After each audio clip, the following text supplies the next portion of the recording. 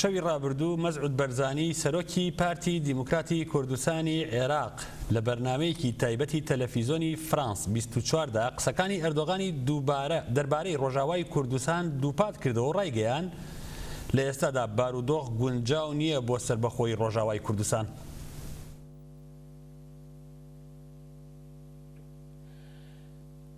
بەشی عەرەبی تەلەڤیزۆنی فرانس 24 فەڕەنسی چاوپێکەوتنێکی لەگەڵ مەسعود بەرزانیدا ئەنجام داوە دوێنێ شەو لە بەشێکی چاوپێکەوتنەکەدا پەیامنێری ئەو تەلەڤیزۆنە لە بەرزانی دەپرسێ ئەو ڕۆژەی کە تۆ سەردانی ئەردۆغانت کرد تورکیا هێرشی کردە سەر ڕۆژاوای کوردستان. بارزانیش لە وەڵامدا دەڵێ پێدە دەستیان بەسەر بارودۆخەکەدا گرتووە و ڕێگە بە چالاکی سیاسی پارتەکانی تر نادەن لە ڕۆژاوا. دەشڵێت پێدە بووە بە بەشێک لە پەگەکە بۆیە تورکیا مافی خۆیانە کە هێرش بکەنە سەر ڕۆژاوا و دەسوەردان بکەن لە سووریا. كنتم في أنقرة مؤخرا التقيتم رئيس تركيا رجب طيب أردوغان الذي في الوقت نفسه الآن هو يقاتل قوات كردية في سوريا. كيف توفقون بين هذا الموقف؟ يعني أنتم كرئيس إقليم كردستان في الوقت نفسه علاقات مع تركيا التي تقاتل قوات كردية في سوريا. هناك مجموعة احتكرت الوضع في سوريا في ظروف خاصة. مجموعة تقصد كردية يعني؟ نعم. حزب الاتحاد الديمقراطي؟ نعم بالضبط. حذفوا التنظيمات الأخرى، منعوهم من ممارسة أي نشاط، وأصبحوا جزء من البكك، وهذا أثار حفيظة تركيا، وهذا اللي خلى تركيا حساسة تجاه هذا الموضوع.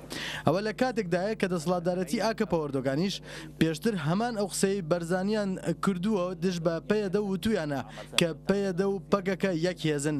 بەو شێوەیەش بەرزانی دیسانەوە سەلماندیەوە کە هاوپەیمان و هاوکاری ئاکەپەیە لە پیلانگێڕانەکانیان دژ بە کورد و ڕۆژاوای کوردستان. لە بەشێکی تری چاوپێکەوتنەکەدا پەیامنێری تەلەڤیزۆنە فەڕەنسیەکە لێی دەپرسێ لەگەڵ سەربەخۆیی ڕۆژاوای کوردستاندان. بەرزانیش لە وەڵامدا دەڵێت لە ئێستادا ڕەوش باش نییە بۆ سەربەخۆیی ڕۆژاوای کوردستان و ئەگەر هەموو هێزە کوردەکانی ڕۆژاواش لەگەڵ سەربەخۆیدان نەبن سەربەخۆیی ڕۆژاوای کوردستان نایەتە ئاراوە. وإذا ذهبوا أبعد في مسألة الإدارة الذاتية والاستقلال ستؤيدون هذه المطالب أم لا؟ ربما مسألة الاستقلال يعني الظروف غير ناضجة وغير ما يقرره الشعب الكردي في سوريا، لكن مو طرف واحد، وإنما يكون هناك إجماع سنؤيده. بەرزانی مەبەستێتی بڵێت ئەگەرانە کەسە بە سیستەمی ڕۆژاوا ڕازی نەبن ئەوە سەربەخۆیی ڕۆژاوا نایەتە ئاراوە. ئەوە لە کاتێکدایە کە کەسە لەگەڵ گروپی چەتەکانی بەناو ئۆپۆزیسیۆنی سووریا بەردەوام بردومانی گەڕەکی شێخ مەسعودی حەلەب دەکەن دژ بە دەستکەوتەکانی ڕۆژاواش دەوەستنەوە. مرۆڤ دەتوانێت قسانەی بەرزانی وەک نوکتەی سیاسی چاو لێ بکە چونکە لە باشووری کوردستان بەرزانی حکوومەتی بنکەفراوانی ناوبردوو پەرلەمانیشی داخست. لە ئێستاشدا ئەو شێوەی ئەردۆغان حکمی تاکڕەوانە دەکات لە باشوور کەچی زۆر بێبەکانە دێت و قسە لەسەرەوە دەکا کە لە ڕۆژاوای کوردستان دەبێ هەموو هێزە سیاسەکان ڕێکەون لە سەر پرسی سەربەخۆیی.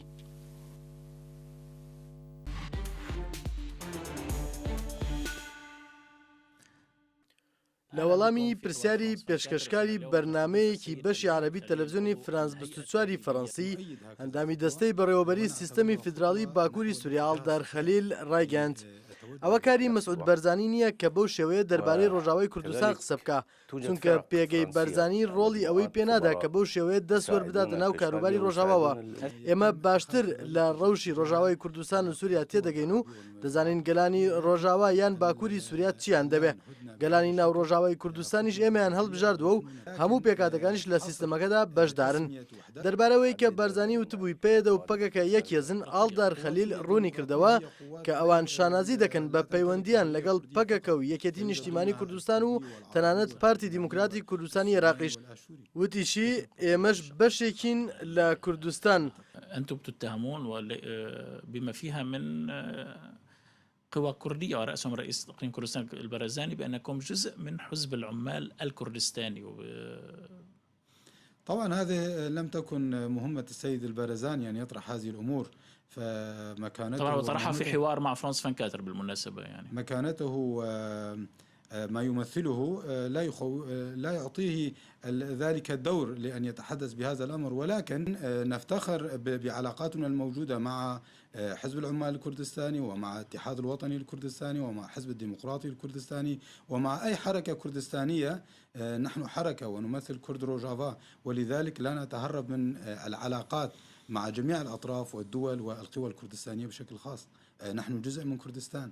لە بەشێکی تری قسەکانیدا ڕاشی گەاند ئێمە تەفگەرێکی و نوێنەرایەتی گەلانی ڕۆژاوای کوردستان دەکەین کە زۆرینەی کوردەوە و هێزانش هەمویان هێزی کوردین بەیت شێوەیەک لە هەبوونی پەیوەندیمان لەگەڵ ئەو هێزە کوردانە هەڵ نایەین، بەڵام بە هەموو شێوەیەک ڕەتی دەکەینەوە کە سەر بە هیچ کام لەو هێزانە بین.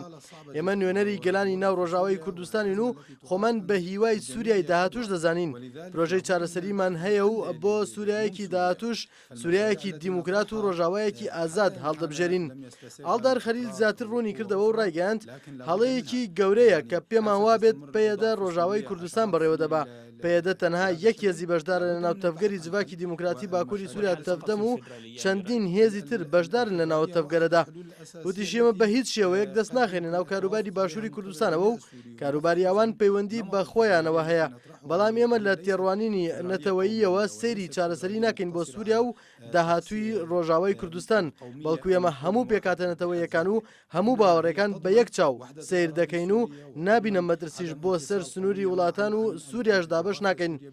فالأخوة في شمال العراق أو جنوب كردستان نحن نسميها قد يجدون أن الحل بالنسبة لهم يكمن في إجراء استفتاء أو استقلال كردستان كما يقولون. هذا أمر شأن يتعلق بهم وقرار عائد لهم، ولكننا نحن في روجافا وفي سوريا نجد أن الحل يختلف. نجد أننا لا نعتمد على الحل القوموي، بل الشعب السوري بشكل عام وبجميع المكونات أن نعيش في حالة ديمقراطية متساوية من دون أن نتسبب في فصل جزء من الأراضي السورية ومن دون أن نتسبب في تشكيل خطر على الحدود الدول المجاورة. لە وەڵامیەوە پرسیارەی کە گوایە نەتەوەکانی ڕۆژاوا سیستەمی ڕۆژاوایان قبولە، ئەڵدار خەلیل ڕایگەاند لەلایەن گەلانی ناوچەکەوە سیستەمەکەمان پەسەند کراوە، بەڵام چەند هێزێکی سیاسی هەن کە دەیانەوێت لەمپەر بخەنە بەردەم پرۆژەی چارەسەری ڕۆژاوا. بەردەوامیش دەبین لە سەرەوڵەکانمان بۆ ئەوەیە و هێزانش باوەڕ پێ بێنین کە پرۆژەکەمان پەسەند بکەن. هل العرب أو السوريان أو غيرهم ممن يسكنون هذه المناطق يوافقون على هذه الرؤية اليوم؟ نعم، القاعدة الجماهيرية تقبل، لابد من إقناع السياسيين. بەڵێ بەو شێوەیە ئاڵدار خەلیل وانەی سیاسی دەڵێتەوە و فێری چەمکی یەکریزی و پێکەوە ژیانی ئاشتیانەمان دەکات. السياسيين أو من يدعون أنهم يقودون العملية السياسية. حقيقة الطرح الذي نطرحه هو يمثل الحالة الطبيعية للموزايك الموجود في سوريا. فنحن بعيدا عن السياسة، المجتمع الكردي والعربي والسورياني عشرات بل مئات السنين إن لم تكن آلاف السنين نعيش معا، ولا توجد تلك الفروقات بين القاعدة الجماهيرية، ولكن ممارسات النظام والسياسات التي تم ممارستها هي التي أدت إلى خلق شرخ وتقسيم المجتمعات فيما بينها.